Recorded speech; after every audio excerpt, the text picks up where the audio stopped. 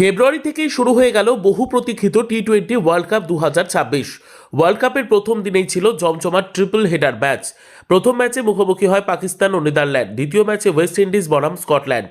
উল্লেখযোগ্য বিষয়, বাংলাদেশের পরিবর্তে স্কটল্যান্ড এই ওয়ার্ল্ড কাপে সুযোগ পায়। এই ম্যাচটি অনুষ্ঠিত হয় 7ই ফেব্রুয়ারি কলকাতার ঐতিহাসিক ইডেন গার্ডেনে। আর দ্বিতীয় দিনের তৃতীয় ও সবচেয়ে আলোচিত ম্যাচ ইন্ডিয়া বনাম ইউএসএ। কিন্তু এই ম্যাচে ভারতের শুরুটা একেবারেই ভয়াবহ বলতে গেলে ভুল হবে না। টস জিতে ইউএসএ বল করার সিদ্ধান্ত নেয়। ভারত প্রথমে ব্যাট করতে নেমেই ধাক্কা খেতে শুরু করে, একের পর এক উইকেট পড়তেই থাকে। কখনো ওভার কনফিডেন্স, কখনো নার্ভাসনেস, কি যে হচ্ছিল বোঝাই যাচ্ছিল না। নিউজিল্যান্ড সিরিজ আর সাউথ আফ্রিকার ম্যাচ দেখে ক্রিকেট প্রেমীরা ভেবেছিলেন ইউএসএর বিরুদ্ধে ভারত বিশাল রান তুলবে, কিন্তু বাস্তবটা ছিল ঠিক উল্টো। 23 ওভারে 9 উইকেট হারিয়ে ভারত করতে পারে মাত্র 161 রান। পাওয়ার প্লের 6 ওভারেই ভারত হারায় 4টি গুরুত্বপূর্ণ উইকেট। এরপর আর কেউই ইনিংস গুছিয়ে নিতে পারেনি। ঠিক সেই সময় দলের সংকটমোচন হয়ে দাঁড়ালো ভারতীয় অধিনায়ক সূর্যকুমার যাদব।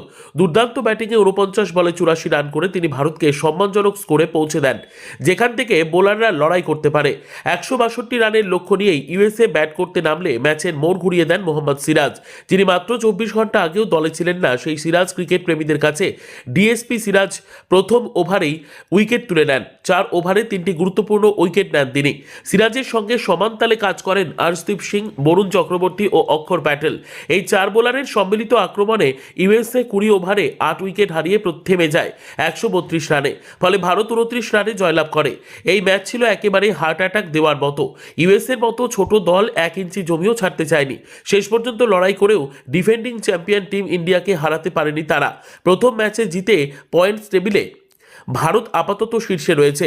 এখন দেখার বিষয় পরবর্তী ম্যাচগুলোতে ভারতীয় দল কিভাবে তাদের পুরনো ছন্দে ফিরে এসে ওয়ার্ল্ড কাপে নিজেদের আধিপত্য বজায় রাখতে পারে।